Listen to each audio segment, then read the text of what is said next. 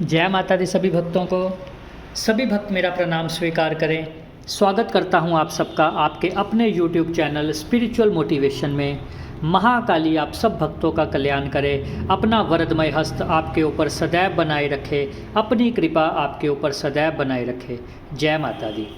आज हम जिस विषय पर बात कर रहे हैं कि नकारात्मक ऊर्जा आपको किस प्रकार परेशान करती है, क्या उसके लक्षण होते हैं और नकारात्मक ऊर्जा किस प्रकार आपके मन को बदल देती है। देखिए, कई बार तो हमें पता ही नहीं चलता कि हम नकारात्मक ऊर्जा से घिरे हुए हैं। सबसे पहली बात तो ये जान लीजिए कि जो लोग भी अकेले बैठे रहते हैं बहुत ज़्यादा समय, जिसको डिप्रेशन भी आजकल डॉक्टरों ने नाम दे दिया है कि डिप्रेशन हो गया जी, तो डिप्रेशन का करीब करीब जो हमने चेक किया है 50 से 60% लोगों को डिप्रेशन होता ही नहीं है। वो नकारात्मक ऊर्जा से प्रभावित होते हैं। जब कोई दवाई नहीं काम करती फिर डॉक्टर उनको बोल देते हैं कि आपको डिप्रेशन हो गया जी, पर वो डिप्रेशन नहीं होता, वो नकारात्मक ऊर्जा होती है जो आपके मन को बदल देती है। जो लोग भी अकेले रहना पसंद करते हैं, किसी से बात नहीं करते, यहाँ पे याद रखिएगा कुछ लोग होते हैं जो अपनी मस्ती में रहते हैं, उनको किसी से फ़र्क नहीं पड़ता, वो अलग बात है। ऐसे अपनी मस्ती में रहना और निराशा में अकेले बैठे रहना, ये दो अलग अलग बातें हैं। ये क्योंकि आप मेरी बात का गलत मतलब ना निकालें, इसलिए मैं दोनों अर्थ क्लियर कर रहा हूँ कि कुछ लोग होते हैं जिनको किसी से बात करना ही अच्छा नहीं लगता, वो अपने आप में ही खुश रहते हैं। खुशी मेन चीज़ है। अगर आप निराश बैठे हुए हैं, आप पीड़ित हैं, आप दुख में हैं, आप कुछ सोच करी जा रहे हैं अकेले बैठे, तो आप नकारात्मकता से घिरे हुए हो सकते हैं। नकारात्मक ऊर्जा आपको पूजा पाठ नहीं करने देती। नकारात्मक ऊर्जा आपको आलस पैदा करती है। नकारात्मक ऊर्जा आपके शरीर में दर्द पैदा करती है, बीमारी पैदा करती है। छोटे से बिंदु के रूप में प्रेत आपके शरीर में घर करता है, जिसे नकारात्मक ऊर्जा बोलते हैं, छोटे से बिंदु के रूप में।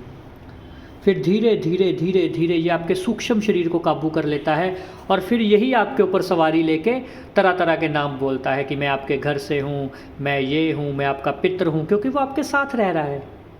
अगर वो बाहर से भी आया होगा, उसको आपके घर की सारी बातें पता है, वो बता देगा। आपको लगेगा कि ये पता नहीं कौन सा भगवान आ गया है। ऐसा नहीं होता। नकारात्मक ऊर्जा ही कई बार भगवान का रूप लेके सामने आ जाती है। तो इसलिए ये कुछ ऐसे लक्षण हैं जो नकारात्मक ऊर्जा श्योर कर देते हैं कि नकारात्मक ऊर्जा है।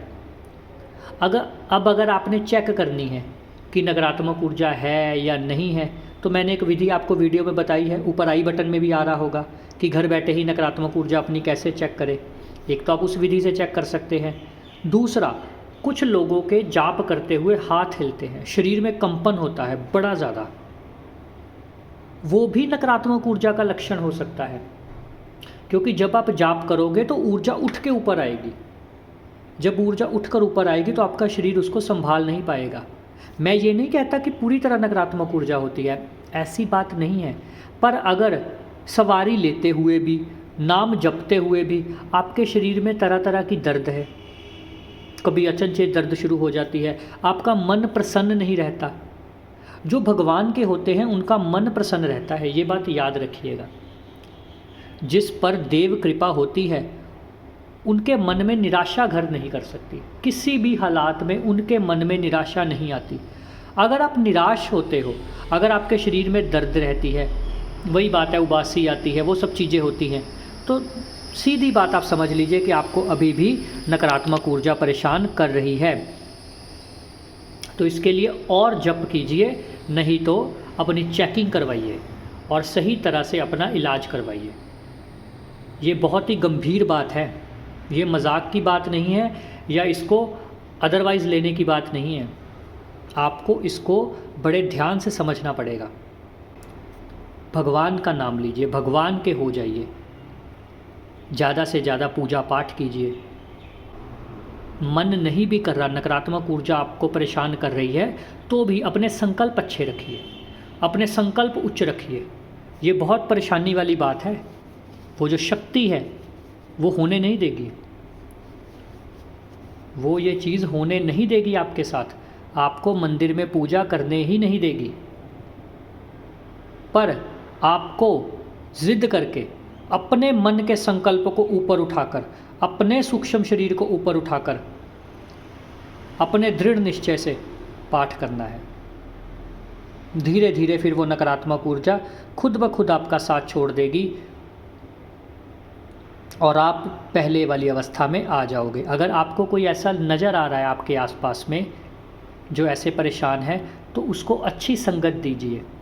हो सकता है वो आपको बुरा भला बोले, हो सकता है वो आपको गलत बोल दे या गालियाँ भी निकाल दे, हो सकता है, पर आप उसको अच्छी संगत दीजिए, उसको मंदिर में लेके जाइए। सबसे पहली चीज़ नकारात्मक ऊर्जा से दूर हटने की है, घर से बाहर निकलिए और मंदिर में जाइए। मंदिर आपका चार्जर है। मंदिर में जाना शुरू करोगे, धीरे धीरे आप घर में भी जाप करना शुरू कर दोगे। और अगर आपके ऊपर देव कृपा हो चुकी है, फिर तो बात ही अलग है, फिर तो वो आपको कहीं भी मिल जाएगा। पर शुरुआती दिनों में जब आपको ये चीज़ें परेशान कर रही हैं, क्योंकि बहुत सारे लोग हैं जो बता नहीं पाते अपनी बातें, और जो अगर वो किसी को बताते हैं कि हमें साए नज़र आते हैं, हमें परछाइयाँ नज़र आती हैं, हमें स्वप्न में ये दिखाई देता है, लोग उनकी बात नहीं मानते, वहम कह के टाल देते हैं। तो इसलिए अगर आपको कोई ऐसा शख्स मिलता है जो ऐसी बातें कर रहा है, या आपके खुद के साथ अगर ये हो रहा है, तो पहला उपाय उसको भी मंदिर लेके जाइए और खुद भी मंदिर जाना शुरू कीजिए। मंदिर की ऊर्जा से कुछ पल के लिए नकारात्मकता आपके शरीर से हटेगी, आपका विवेक काम करेगा, विवेक जागृत होगा। जब रोज़ रोज़ ये क्रिया करोगे तो खुद ब खुद वो उस चीज़ को शरीर आपका छोड़ना पड़ेगा। अगर तो कोई तांत्रिक आपके पीछे लगा है, किसी के साथ झगड़ा चल रहा है, फिर तो अलग बात है, फिर तो आपको अपना इलाज करवाना ही पड़ेगा। पर अगर आप ये विधि अपनाते हो, मंदिर जाते हो, पूजा पाठ करते हो, तो खुद ही आप कुछ महीनों में इस चीज़ से उबर पाओगे। क्योंकि ये मत सोचिएगा कि दिनों में ये काम हो जाएगा, कुछ घंटों में ये काम हो जाएगा। चुटकी बजाकर नकारात्मक ऊर्जा नहीं बाहर की जा सकती। नकारात्मकता को आपके शरीर में घुसने में और स्थिर होने में सालों साल का टाइम लगा है, ऐसे नहीं आई है वो। आपके अगर वो काम बंधित कर पा रही है, आपके सिर पर सवारी ले पा रही है, आपके अंदर जाकर बोल पा रही है, तो उसको सालों साल का टाइम लगा है। और तंत्र तो एक ऐसी क्रिया है जिसको पता नहीं कितने कितने वर्ष साधक करता है, जिसको तांत्रिक कहते हैं। वो आपके नाम का उपाय करता है, आपके नाम की क्रिया करता है, फिर आपके शरीर में, आपके घर में वो चीज़ प्रवेश करती है, फिर धीरे धीरे आपके घर में, आपके मंदिर में वो पकती है, फिर उसके बाद वो आपके ऊपर अपना जलवा दिखाती है। तो इसलिए इसको धीरे धीरे ही निकाला जा सकता है, जल्दी करने की कोई ज़रूरत नहीं है। भगवान के साथ जुड़े रहिए, भगवान का नाम जपते रहिए। नकारात्मकता आपको प्रभावित नहीं कर सकती अगर आपके संकल्प मजबूत है और आपके संगत अच्छी है।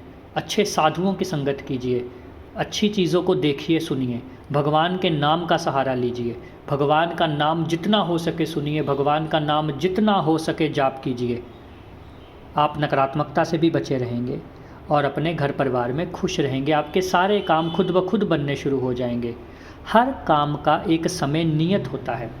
जैसे अगर किसी ने विदेश जाने का लक्ष्य रखा है, अगर उसने विदेश जाने का लक्ष्य रखा है, तो सीधी सी बात है, अगर भगवान ने उसको इस रास्ते पे डाला है तो उसकी नियति में है जाना, वो विदेश ज़रूर जाएगा। पर हर चीज़ का एक समय निर्धारित है। अगर आप समय से पहले उस चीज़ को पाना चाहोगे तो नहीं मिलेगी। आप अपना कर्म करते रहिए। जैसे विदेश जाने की मैं अगर बात बोलूँ तो उसमें जो जो प्रोसेस होता है वो आप करते रहिए। बाबा, अघोरियों, साधु संतों, इनके चक्रों में मत पड़िए। ये आपको विदेश नहीं भेज सकते। मैं खुद भी अपनी बात भी करता हूँ, मैं किसी को विदेश नहीं भेज सकता, किसी की नौकरी नहीं लगवा सकता। ये आपकी नियति है, आपके कर्म के ऊपर है। अगर आपके जीवन में ये लिखा है तो इसको कोई नहीं बदल सकता। तो इसलिए सच्चे मन के साथ एक गुरु के होकर अपने इष्ट का नाम जपिए, बस। और कुछ अलग करने की ज़रूरत नहीं है। आपके लिए परमात्मा ने सब कुछ अच्छा सोच के रखा है। ये बात अपने मन में बिठा लीजिए। परमात्मा ने आपके लिए सब कुछ अच्छा सोचा है। उसने आपके लिए कुछ भी बुरा नहीं सोचा। बस आपके ही कुछ कर्म होते हैं जिसका फल या दंड उसे देना पड़ता है, वो भी मजबूर होता है। जब आपको खुशी मिलती है तो भी आप उसको धन्यवाद नहीं देते। बड़े सारे लोग हैं दुख में याद करते हैं ऐसी बात नहीं है। दुख में या इसलिए दुख को प्रधान कहा गया है क्योंकि दुख में हम भगवान का नाम जप लेते हैं। पर जब हमने कोई काम सोचा और वो काम नहीं होता तो हम भगवान का साथ छोड़ देते हैं।